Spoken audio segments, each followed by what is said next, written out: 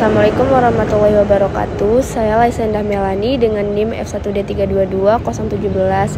Di sini saya akan menjelaskan mengenai Python. Python adalah bahasa pemrograman yang sangat populer di berbagai bidang termasuk geofisika.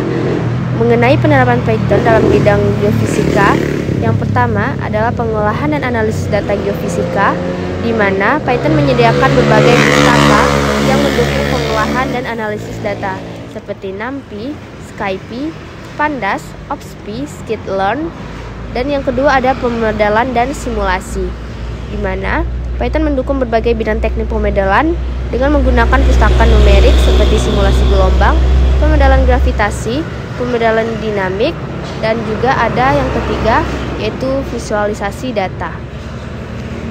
Menampilkan data dalam berbagai format termasuk grafik 2D dan juga 3D.